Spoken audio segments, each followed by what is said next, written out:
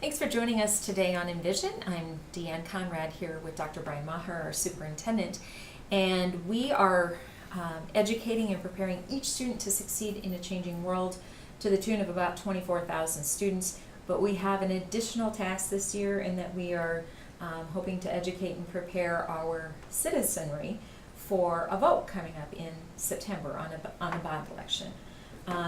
How do we go about informing the community and getting out the information to more than just our parent population? Because they're pretty easy for us to access through phone calling and email systems and such, but very critical to reach those who don't have children in the Sioux Falls School District. In a real simple answer, I would say multiple methods. Maybe a little more complicated answer is we're out speaking at every opportunity that we have available. We're doing things like this today. We'll certainly have things on K-Learn as we go for the community to see. And also, we're speaking to every civic group we can think of, to every individual group. If you want to pull some of your friends together, we'll come and talk about the facts. We won't lobby for or against the bond election, but we will talk about facts. One of the things that our board, I think, has done really well has engaged the community in this entire process. And the ultimate form of community engagement then comes on September 18th when we vote for or against the solution that's out there. So before that vote is cast, hopefully a good chunk of our citizens will become educated, and we'll do our best to do our part to help in that education. Right. So as you mentioned, it could be an organized civic group, it could be a church group, it could be a coffee group that meets at a local restaurant and has breakfast once a month or something along that line. Certainly wanting to share the information so that people have the facts, as that's critical. It's not a super easy decision to come up with $190 million bond referendum, and we know people are going to have questions inevitably. Right.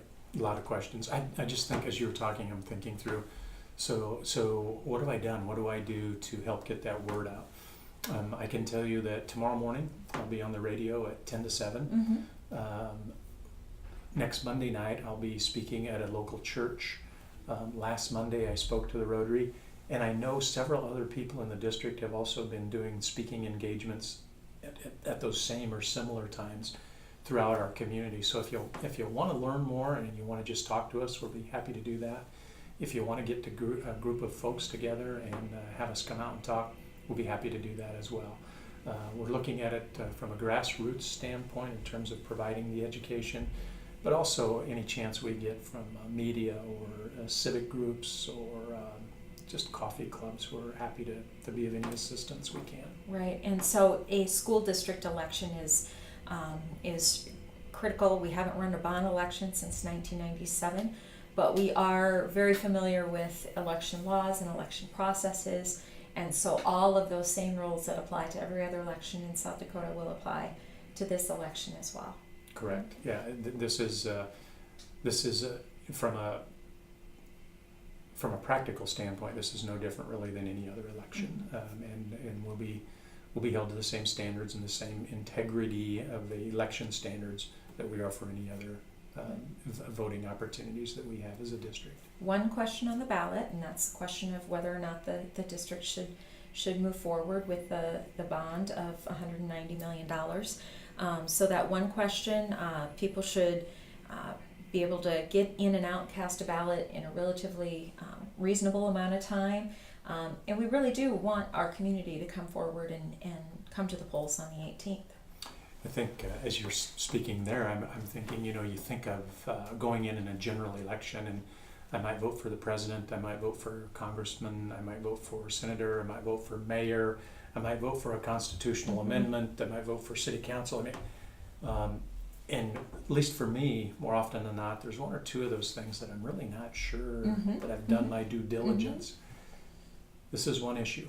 It's yes or it's no, and it is about $190 million, and and what that purchase of $190 million gives for me. So between now and September 18th, I encourage all of our voters to figure out what that means to them and whether or not they're for or against that solution.